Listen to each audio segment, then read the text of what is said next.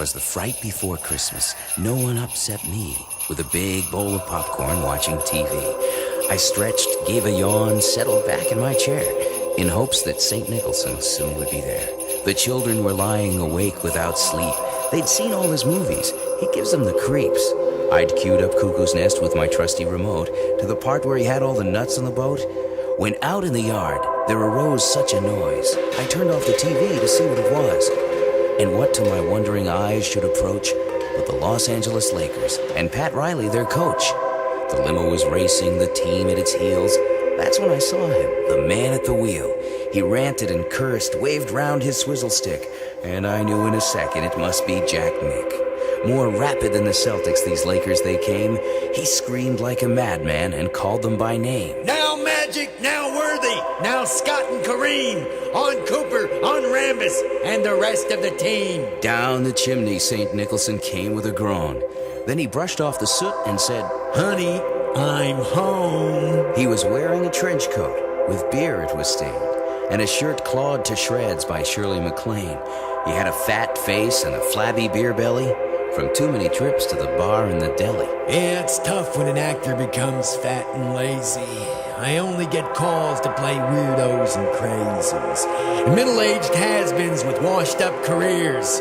But I'll fix them all and play Santa this year. And with that, he buried his head in the sack and said, "Let's see what you get from your old buddy Jack. A hatchet for Daddy." He reared back his head to scare all those little buggers upstairs in bed. And a stiff drink for Mommy in a nice tall glass. She could really use something to kill that bug up her chimney. With a wink of his eye and a twist of his face, he threw all the stockings into the fireplace. What could I do? What could I say? What would I wear on my feet Christmas Day? I asked for a reason, and turning his head, he looked straight at me, and here's what he said. "Why? Do you want to know why? Do you really want to know why, pal? I'll tell you why. When you're out Christmas shopping, you know, doing your little Christmas things with all your little Christmas friends, spreading all that Christmas cheer with those stupid Christmas songs.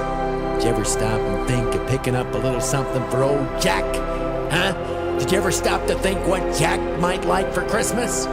You know, Jack from the movies, up on the big screen, pouring his heart out, giving it everything he's got, day in and day out, just trying as hard as he can to bring a tiny little bit of sunshine into your miserable little humdrum lives. Did you ever think of good old Jack, huh? For a second?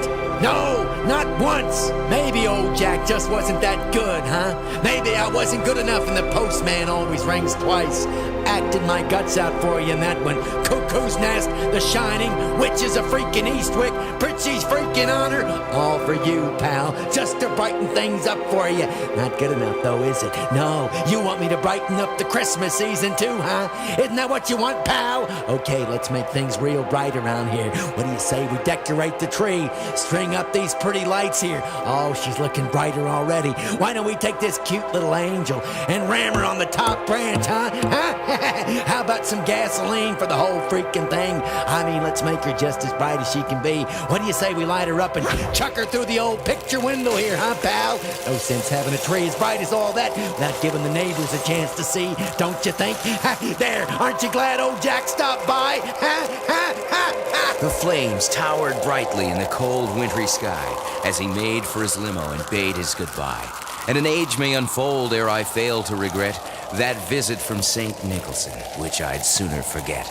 But I swear by the goosebumps upon my skin that I'll always remember that devilish grin and his voice crying out ere he faded from sight. "Merry Christmas to all, and I hope I never see you again as long as I live, for crying out loud."